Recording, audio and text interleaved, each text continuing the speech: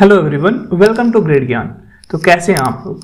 तो ये हम आज की वीडियो में हम क्या देखने वाले हैं। आज का जो वीडियो है वो इंडियन पॉलिटी का फाउंडेशन बैच का सेकंड पार्ट होगा। ठीक है, और ये जो पूरा आपका जो सीरीज चल रहा है, यानी कि जो आपका इंडियन पॉलिटी का फाउंडेशन बैच चल रहा है, वो पूरा बेस्ड है खान सर के नोट्स पे। ठीक है, तो ये कोई खान सर क्लास नहीं ले रहे हैं, आपके खान सर के नोट्स पे क्लास बेस्ड है। तो चलिए स्टार्ट करते हैं। और आज हम देखने वाले हैं क्या, तो आज हम देखने वाले हैं इंडियन कॉन्स्टिट्यूशन का भाग 3 क्या कहता है। इससे पहले हमने भाग 1 और भाग 2 जो था उसको हमने डिस्कस कर लिया है पिछले वाले वीडियो में। तो अगर अभी आपने नहीं देखा है उस वीडियो को, तो आप पिछले वाले वीडियो में जाइए, आप उसको पहले देखिए। तो क्या होगा कि आप पूरा जो सीरीज है उसको अच्छे से फॉलो करोगे तो आपका एक भी क्वेश्चन आपका एग्जाम में नहीं छूटेगा। तो ठीक है, तो चलिए स्टार्ट करते हैं। तो देखो, जब आपका संविधान का भाग 3 कहता है वो किससे रिलेटेड है, पहले ये तो जान जाओ। तो आपका जो भाग 3 है वो रिलेटेड है फंडामेंटल राइट्स, यानी कि मूल अधिकार से रिलेटेड है। ठीक है, तो ये हो गया भाग 3।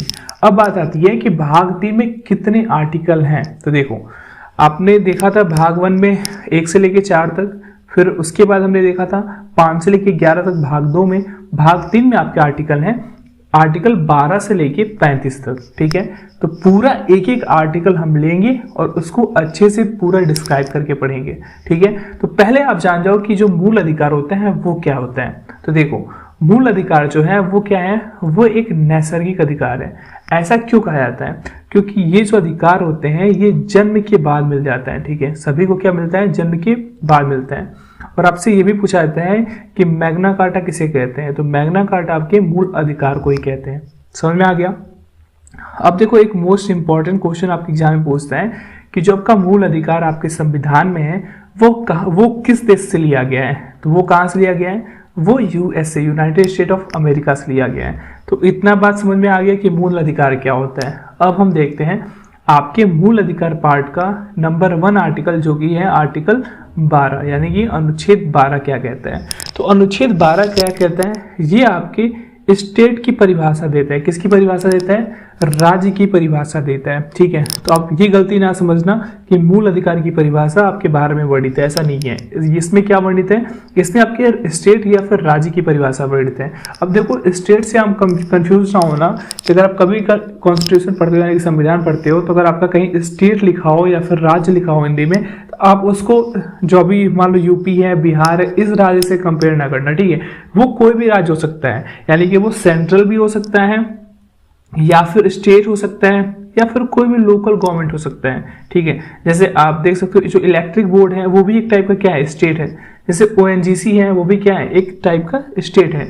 तो इनकी परिभाषा का जो वर्णन है वो किस में दिया गया है, आर्टिकल 12 में दिया गया है। समझ में आ गया। तो ये हो गया आर्टिकल 12। अब हम देखते हैं कि आर्टिकल 13 आपका क्या कहता है। तो आर्टिकल 13 कहता है अल्पीकरण के बारे में है। क्या है, अल्पीकरण।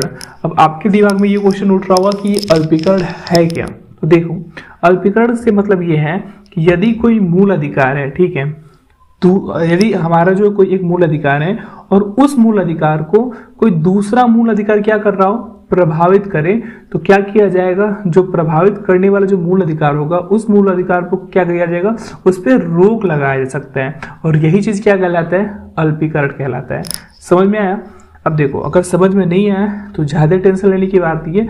मैं आपको एक बेस्ट एग्जांपल देता हूँ। जैसे आप एग्जांपल लो 3 तलाक का। किसका, 3 तलाक का आप एग्जांपल लोगे तो इस पर आपको क्लियर हो जाएगा। तो देखो, जो 3 तलाक है वो क्या था कि वो रद्द हो गया है। ठीक है, क्यों रद्द हुआ, क्योंकि इसमें मुस्लिम महिलाओं के जो मूल अधिकार का था वो हनन हो रहा था। जो 3 तलाक है आपका जो पर्सनल लॉ होता है, जो मुस्लिम कानून है, उसमें पहले वैध था। ठीक है, लेकिन उसके बाद क्या किया गया, उस अधिकार को, मूल अधिकार को क्या कर दिया कि हटा दिया गया। क्यों हटा दिया गया, क्योंकि वो आपकी महिलाओं, जो मुस्लिम महिलाएं हैं, उनकी मूल अधिकार का क्या करता है, हनन करता है। लेकिन आप कंफ्यूज होते हो कि तलाक, जो 3 तलाक है वो कैंसिल हो गया, यानी कि वो खत्म हो गया। ऐसा नहीं है। देखो, तलाक मुस्लिमों में 3 टाइप का होता है। एक होता है तलाक ए हसन, दूसरा होता है तलाक ए अहसन, फिर तीसरा होता है तलाक ए बिद्दत। तो जो आपका तलाक ए बिद्दत है वो केवल कैंसिल हुआ है और अभी भी ये दोनों तलाक चलते हैं। समझ में आ गया। अब देखो, अब हम आगे देखते हैं कि जो आपका आर्टिकल 13 समझ में आ गया। अब देखो आर्टिकल 14 क्या है। तो आर्टिकल 14 से पहले आप ये जान जाओ कि यहाँ से यानी कि 14 से स्टार्ट होता है, आर्टिकल 14 से लेके 18 तक ये जो टोटल अधिकार आते हैं इनको आप नाम जानते हो समता या फिर समानता के अधिकार के नाम से। ठीक है, तो आर्टिकल 14 से लेके आर्टिकल 18 तक कौन से अधिकार होते हैं? समानता के अधिकार होते हैं। ठीक है, अब हम देखते हैं कि आर्टिकल 14 क्या कहता है। तो देखो आर्टिकल 14 कहता है आपको कानून के समक्ष समानता। ठीक है, यानी कि कानून के सामने सब कोई क्या है? समान है। दूसरा है कि कानून का समान संरक्षण, क्योंकि सभी को कानून का क्या मिलेगा? समान संरक्षण मिलेगा। अब ये जो दोनों टर्म दिखाई दे रहे हैं ये दोनों अलग अलग जगह से लिए गए हैं भारत में। देखो पहला जो कानून के समक्ष समानता है इसको प्रतिपादित करने वाले थे वो थे AB डायसी। ठीक है, और ये जो कानून के समक्ष समानता जो भारत में जो यूज किया जाता है वो कहाँ से लिया गया है? वो UK यूनाइटेड किंगडम यानी कि इंग्लैंड से लिया गया है। अब बात आती है दूसरा कानून का समान संरक्षण। ये जो आपका नियम है वो कहाँ से लिया गया है? यूनाइटेड स्टेट ऑफ अमेरिका से। तो दोनों अलग अलग चीजें, ठीक है, ध्यान देना। तो ये हो गया आर्टिकल 14 जो कहता है कानून के समक्ष समानता। अब हम देखते हैं अगला आर्टिकल जो कि है आर्टिकल 15 यानी कि अनुच्छेद 15। ये क्या कहता है? ये कहता है कि आपके साथ सरकारी यानी कि सार्वजनिक स्थान पर भेदभाव नहीं किया जाएगा। ठीक है, किस बेस पे आपका भेदभाव नहीं किया जाएगा? आपके धर्म को देख के भेदभाव नहीं किया जाएगा, आपके जाति के देख के भेदभाव नहीं होगा, आपके वंश पे भेदभाव नहीं होगा, या फिर आपके लिंग पे भेदभाव नहीं होगा, या फिर आपके जन्म के बेस पे भेदभाव नहीं होगा। ठीक है, कौन कहता है? ये आपके आर्टिकल 15 में वर्णित है।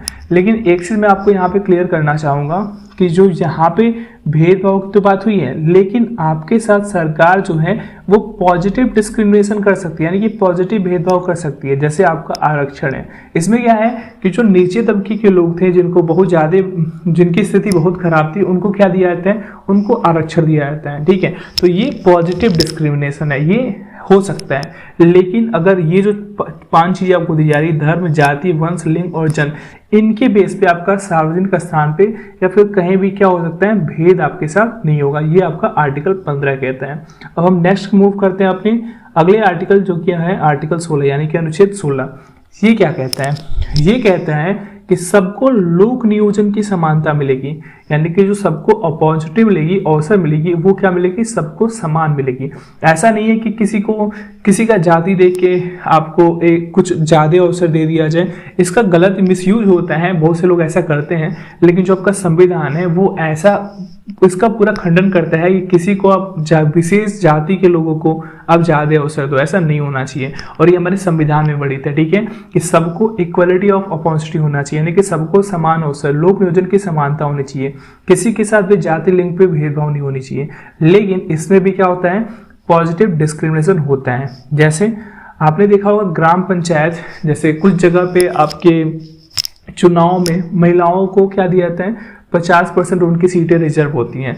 तो ये भेदभाव नहीं है, ये भेदभाव आपका ये पॉजिटिव डिस्क्रिमिनेशन है, जो कि क्या है? हो सकता है। ठीक है, तो ये आपका 14, 15, 16 हो गया। ठीक है, अब देखते हैं आर्टिकल 17 क्या कहता है। तो जो आर्टिकल 17 है वो कहता है कि जो अस्पृश्यता होती है, यानी कि जो छुआछूत होता है, उसका अंत किया जाएगा। ये कौन कहता है? आर्टिकल 17 यानी कि अनुच्छेद 17, यानी कि अनटचेबिलिटी जो होती है उसका अंत किया जाएगा। अब देखो इसी मतलब अनुच्छेद को लेके आपका 1955 में क्या हुआ? अस्पृश्यता का क्या हुआ? एक अपराध घोषित हुआ, यानी कि जो कोई छुआछूत को जो प्रमोट करता है वो क्या कर रहा है? वो अपराध कर रहा है। कब इसका कानून बना? 1955 में कानून बना। ठीक है, लेकिन क्या हुआ? देखा गया कि 1955 में कानून तो बन गया, लेकिन इसको अच्छे से लोग फॉलो नहीं कर रहे हैं। तो इसी कानून को 1988 में क्या किया गया? इसको और कठोर बना दिया गया, यानी कि इसमें कुछ बदलाव करके कुछ सजा का प्रावधान और ज्यादा कर दिया गया। ठीक है, किस लिए किया गया? क्योंकि जो छुआछूत की जो भावना है उसको नष्ट किया जा सके। तो ये हमारे संविधान की खासियत है, जो कि सभी लोगों को एक समान समझता है। ठीक है, अब हम नेक्स्ट अपने आर्टिकल पे चलते हैं, यानी कि आर्टिकल 18। ये क्या कहता है? देखो अनुच्छेद 18 कहता है कि उपाधियों का अंत होगा, यानी कि जो अगर कोई भी विदेशी उपाधि कोई लिया हुआ है, ठीक है, उसको तो अगर चाहे तो वो राष्ट्रपति से उसको पहले अनुमति लेनी पड़ेगी, फिर वो क्या कर सकता है? उस उपाधि को वो अपने नाम में लगा सकता है। लेकिन जैसे पहले के लोग लगाते थे महाराज, महाराजाधिराज, सर, राय बहादुर, ये जो सब सारी उपाधि थी इनका सबका अंत हो गया। ऐसा इसलिए होता है क्योंकि सबको समान देखता है कानून और हमारा संविधान, और ये देता है कि हर लोगों के साथ कोई भी डिस्क्रिमिनेशन ना हो। ठीक है, अगर मान लो कि कोई महाराज लगा के अब टाइटल में लगे तो इससे क्या होगा, उसको उसे लगेगा कि मैं ज्यादा सबसे बड़ा हूं। लेकिन हमारा संविधान इन सब चीजों पर विश्वास नहीं करता है, केवल वो कुछ शर्तों पर विश्वास करता है। जैसे आप मान लो कि आपको कहीं विदेश से उपाधि मिली या फिर आप कोई इंजीनियर, डॉक्टर, ये सब लगा सकते हो। और जो विदेशी उपाधियों में है कि आप राष्ट्रपति से उसको अनुमति लेनी पड़ती है। समझ में आ गया? अब हम क्विक रिवीजन करते हैं आपका कि जो हमने अभी तक पढ़ा है। तो हमने क्या पढ़ा?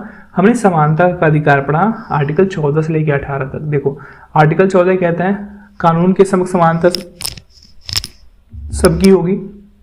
15 कहता है धर्म जाति के आधार पर कोई भेदभाव नहीं होगा। आर्टिकल 16 कहता है कि लोक नियोजन के अवसर मिलेगी, इक्वालिटी ऑफ अपॉर्चुनिटी मिलेगी। ठीक है। आर्टिकल 17 कहता है कि अनटचेबिलिटी यानी कि अस्पृश्यता का अंत होगा।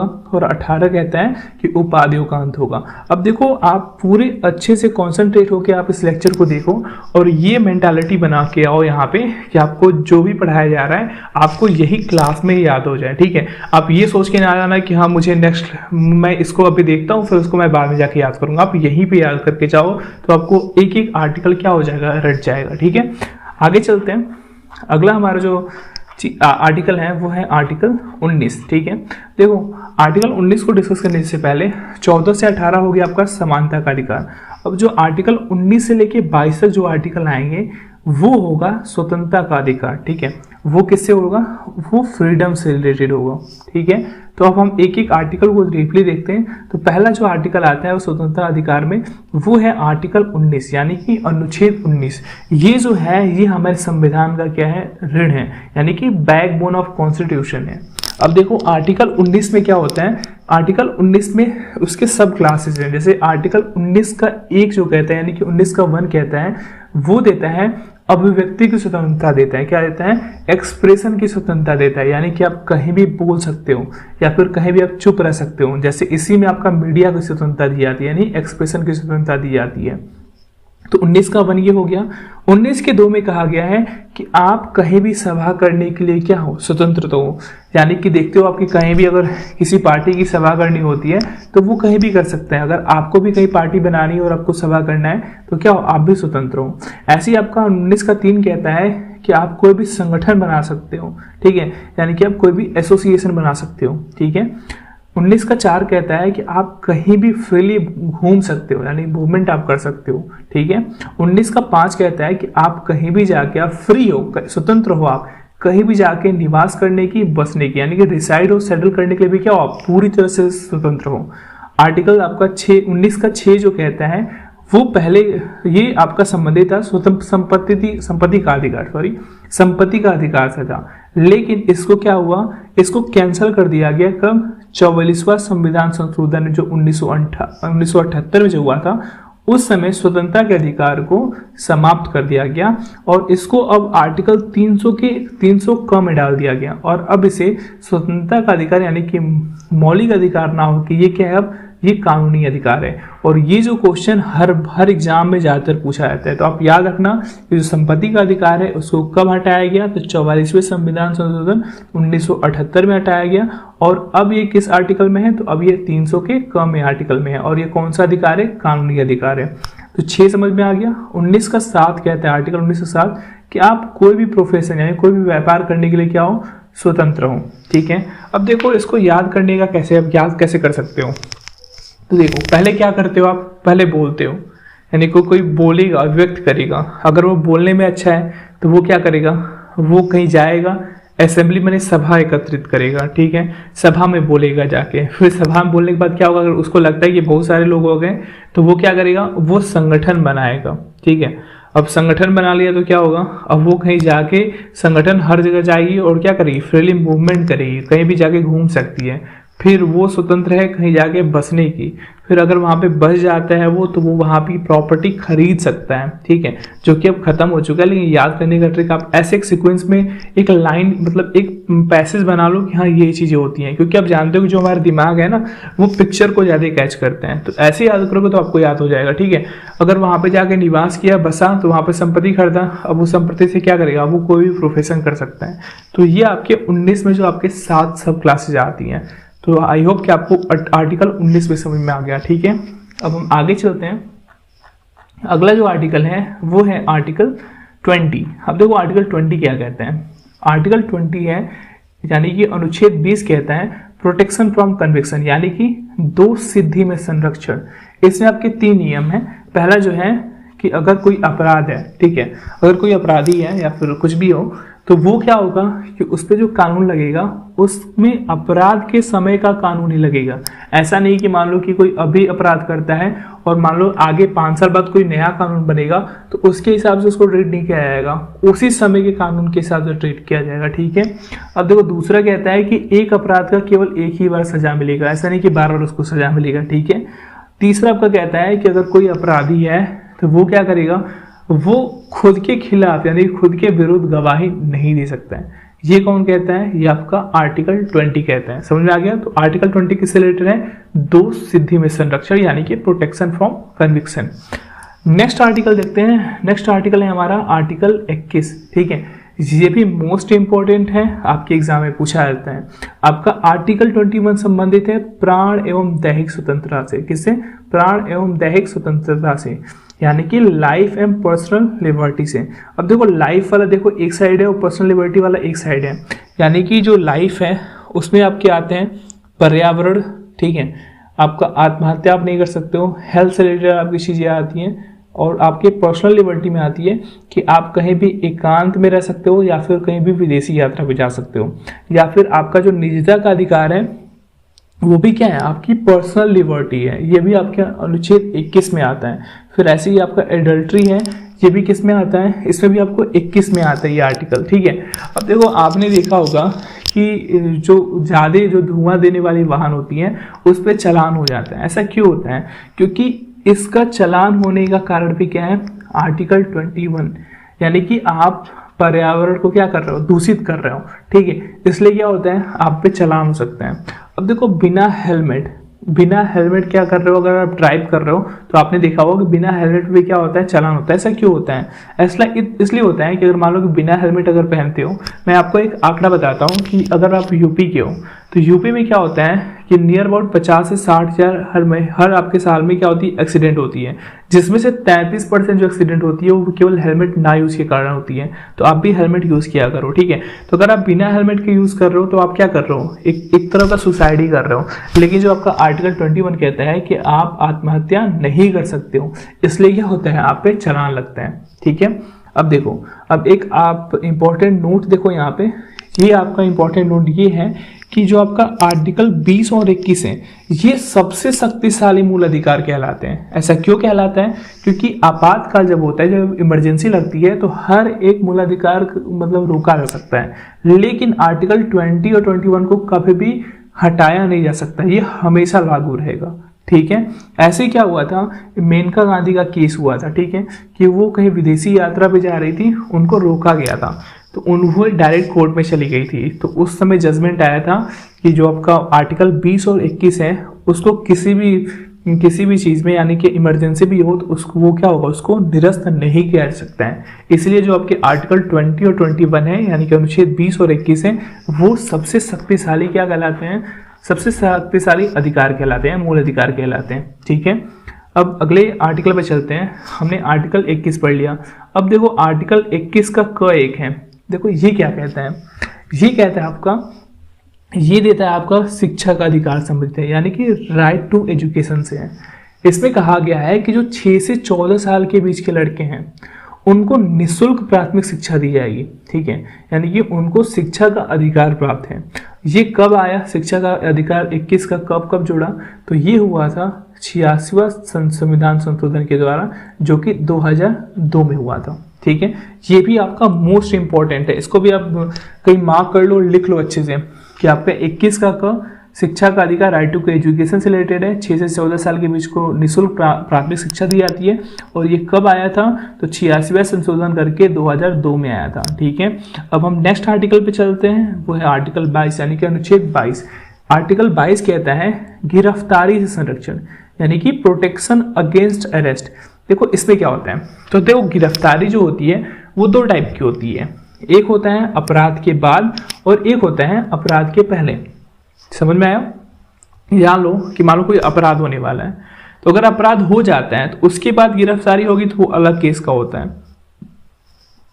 अगर अपराध होने से पहले कोई किसी गिरफ्तारी होती है तो वो अलग टाइप का होता है। दोनों देखो, अगर अपराध के बाद वाली गिरफ्तारी होती है, चीजें होती हैं, तो वो होता है दंडात्मक। ठीक है, यानी कि प्यूनिटिव डिटेंशन। ये आपके आर्टिकल 22 पे 1 से लेकर 3 तक आता है। और जो आपका दूसरा अपराध के पहले जो होता है गिरफ्तारी, वो कहलाता है निवारक निरोध, जिसको हम बोलते हैं प्रिवेंटिव डिटेंशन। ये आपके आर्टिकल 22 में 4 से 7 तक सब क्लासेस में आती है। अब एक एक करके देखते हैं कि दोनों क्या है। तो देखो, जो आपका दंडात्मक है वो प्यूनिटिव डिटेंशन है। उसमें भी क्या होता है, गिरफ्तारी को, यानी कि जो आपका जो गिरफ्तार हो रहा है उसको कुछ अधिकार प्राप्त है। क्या है कि देखो, आप अगर गिरफ्तार करने जा रहे हो उसको, तो उसको वारंट दिखाना पड़ेगा। ठीक है, आपको कारण बताना पड़ेगा। ठीक है, पहला तो ये हो गया। दूसरा, जो गिरफ्तार हुआ है उसको आपको पुलिस को 24 घंटे के अंदर आपका मजिस्ट्रेट के पास क्या करना होगा, उसकी पेशी देनी पड़ेगी, उसको मजिस्ट्रेट के सामने ले जाना पड़ेगा। ठीक है, अब देखो ले तो जाएगा, लेकिन ये होता है कि आपका इसमें ट्रेवलिंग का जो टाइम होता है वो काउंट नहीं किया जाता है। जैसे मान लो पुलिस लेके जा रही है कोर्ट में उसको पेश करने के लिए, यानी मजिस्ट्रेट के पास पेश करने के लिए, और मान लो कि कहीं चक्का जाम हो गया और क्या हो रहा है कि वहां पे पूरा रोडवेज ही रुक गई, और क्या हो गया कि 24 घंटे से ज्यादा हो गए। लेकिन इस समय जो आपका जो वो ट्रेवलिंग में जो टाइम लगेगा, यानी कि जो चक्का जाम होने से उसमें लेट हुआ है उसको, वो नहीं काउंट किया जाता है। समझ में आया? तो 24 घंटे के अंदर आपको मजिस्ट्रेट के पास पेशी होनी चाहिए। तीसरा ये आपको अधिकार दिया गया है कि जो गिरफ्तार होने वाला पर्सन है उसको वकील रखने का अधिकार है। वो मतलब अपनी इच्छा के अनुसार वो क्या कर सकता है, वकील रख सकता है। ठीक है, अब देखो निवारक निरोध यानी कि प्रिवेंटिव डिटेंशन, देखो क्या होता है इसमें, है कि पुलिस जो है किसी अपराध को रोकने के लिए पहले ही क्या कर सकती है, बिना वारंट दिखाए किसी को 3 महीने तक क्या कर सकती है, गिरफ्तार कर सकती है। लेकिन अगर 3 महीने के ऊपर उसको ले जाना है तो उसको क्या करना होगा, कोर्ट से परमिशन लेना पड़ेगा। ठीक है, ऐसा बहुत बार होता है। ऐसा इसलिए होता है क्योंकि मान लो कि अगर ऐसा लग गया कि हाँ इनके वजह से आने वाले टाइम में कुछ भी हो सकता है, यानी कोई दंगा हो सकता है, चाहे कुछ भी हो सकता है, तो उस व्यक्ति को बिना वारंट दिए उसको नजरबंद कर दिया जाएगा 3 महीने के लिए, 4 महीने के लिए। लेकिन 3 महीने से अगर ऊपर ले जाना है तो किससे परमिशन लेना होगा, कोर्ट से परमिशन लेना होगा। और इस चीज को हम बोलते हैं निवारक निरोध। ठीक है, नेक्स्ट चलते हैं। देखो अगला है आपका कि निवारक निरोध हमने देखा, प्रिवेंटिव डिटेंशन देखा। अब इससे रिलेटेड कुछ इंपॉर्टेंट कानून आए हैं और यहाँ से भी आपके एग्जाम में कुछ क्वेश्चन बनते हैं, तो उनको हम देख लेते हैं। देखो जो फर्स्ट जो आपका निवारक निरोधन कानून आया था, यानी कि जो आपका प्रिवेंटिव डिटेंशन एक्ट जो आया था, वो आया था 1950 में। कब आया था? 1950। और यही पहला आपका निवारक निरोधक कानून था। और ये कब खत्म हुआ? ये खत्म हो गया 1969 में। दूसरा जो आपका निवारक निरोधक कानून है वो है आफ्स्पा। ठीक है, जिसका फुल फॉर्म होता है armed forces special power act. ठीक है, ये अभी भी चल रहा है। इसकी शुरुआत हुई थी 1958 में। अब देखो ये कहाँ पे होता है, ये उस जगह पे तैनात किया जाता है जहाँ पे ज्यादा हलचल रहती है, यहाँ पे ज्यादा मतलब टेररिस्ट लोग रहते हैं, मान लो अशांत क्षेत्र में रहती है। जैसे जम्मू कश्मीर में ये लागू हुआ था, फिर आपके नागालैंड में भी ये लागू हुआ था, जहाँ पे आर्मी लोगों को भेज दी जाती है और वहां पे उनको स्पेशल पावर दे दी जाती है। ठीक है, arm forces special power act में ये कब शुरू हुआ था? 1958। और अभी तक ये क्या चल रहा है, अभी तक ये कानून चल रहा है, इसको रद्द नहीं किया गया है। अब देखो अगला हमारा कानून था वो है UAPA, जिसका फुल फॉर्म होता है अनलॉफुल एक्टिविटीज प्रिवेंशन एक्ट। यानी कि जो कानून के विरुद्ध जो एक्टिविटी को रोकने के लिए कानून बना था, कब बना था? 1967 में बना था। और ये अभी तक क्या है, लागू है। ठीक है, यानी कि अभी तक ये कानून है। इस कानून की तरह गिरफ्तारी भी होती है। ठीक है, फिर अगला है आपका MISA। ठीक है, ये काफी ज्यादा पॉपुलर है। MISA जो है वो आया था मेंटेनेंस ऑफ, इसका फुल फॉर्म होता है maintenance of internal security act. ये बहुत पॉपुलर है, ठीक है। मीसा, ये कब आया था? आपने सुना होगा जो इमरजेंसी जब लागू हुआ था तो उसी के टाइम पे लगभग में आया था। ये आया था 1971 में और इसको निरस्त कर दिया, यानी कि उसको खत्म ही कर दिया गया 1977 में, क्योंकि इमरजेंसी के दौरान इसका बहुत ही मिसयूज हुआ था। इसलिए जो आपका कोर्ट था इस कानून को रद्द कर दिया गया, ठीक है। और इसका जो सबसे ज्यादा विरोध करने, जो इसका सबसे ज्यादा मिसयूज करने वाले थे वो कौन था? कांग्रेस थी, ठीक है। अब देखो अगला हमारा जो निवारक निरोध कानून है वो है रासुका, ठीक है। ये भी बहुत फेमस है और ये अभी तक चल रहा है। देखो रासुका का फुल फॉर्म होता है राष्ट्रीय सुरक्षा कानून, जिसको इंग्लिश में बोलते हो NSA यानी कि नेशनल सिक्योरिटी एक्ट। ये आया था 1980 में और ये अभी भी कानून सक्रिय है, ठीक है। इसमें क्या होता है, ये इसमें खतरनाक लोगों को इस पे लगाया था। अगर किसी पे रासुका लग जाता है तो उसको पुलिस ज्यादातर क्या करती है, इनकाउंटर मार सकती है, कुछ भी कर सकती है। ये मतलब बहुत बड़ा कानून होता है, ठीक है, जो कि कब आया था? 1980 में आया था, ठीक है। नेक्स्ट देखो, नेक्स्ट तो टाडा कब आया, यानी कि टाडा का पहले फुल फॉर्म देख लो। तो टाडा का फुल फॉर्म होता है टेररिस्ट एंड डिसरप्टिव एक्ट। ये क्या होता है? ये आतंकवादियों के विरुद्ध ज्यादा लगता है, यानी कि आतंकवादी जो गतिविधि रखते हैं उन पे लगता है ये कानून। ये कब आता है? ये 1985 में आया था और उसको खत्म कर दिया गया, 23 मई 1995 में इसको खत्म कर दिया, क्योंकि इसका बहुत ही मिसयूज हो रहा था, इसलिए इसको क्या किया गया, इसको खत्म कर दिया गया, ठीक है। ऐसे ही आपका अगला जो निवारक निरोध कानून है वो है पोटा, यानी कि प्रिवेंशन ऑफ टेररिस्ट एक्ट। ये भी आपके आतंकवादी गतिविधियों के लेके है। ये आया था 2001 में और इसको खत्म किया गया 2004 में, ठीक है। अब आगे चलते हैं। अब देखो, अब हम बात कर रहे थे कुछ ऐसे टर्म हम देख लेते हैं जिसमें काफ़ी ज़्यादा कंफ्यूजन होता है। आप लोगों को भी होगा कि आप समझना चाहते हो कि कस्टडी क्या है, अरेस्ट क्या है, इंट्रोगेशन क्या है, पुलिस रिमांड क्या होती है और जुडिशियल कस्टडी क्या होता है। तो ये हम देख लेते हैं। देखो कस्टडी जो होता है ना वो काफ़ी नॉर्मल चीज़ है।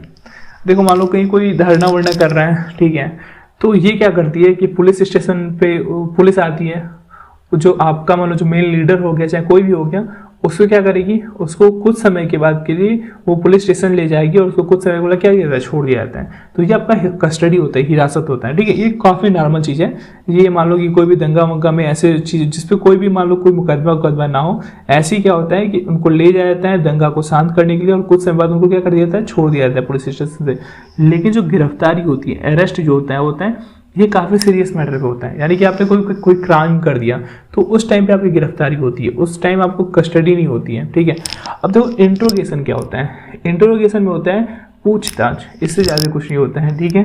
पुलिस रिमांड क्या होता है? पुलिस रिमांड पुलिस लेती है, ठीक है, ज़्यादातर 15 दिन के लिए लेती है, जिसमें क्या किया जाता है कि वो पूरा जो क्राइम हुआ है उसका जांच करेगी और फिर उसके लिए सबूत इकट्ठा करेगी, ठीक है। तो ये होता है आपका पुलिस रिमांड। जुडिशियल कस्टडी क्या होता है?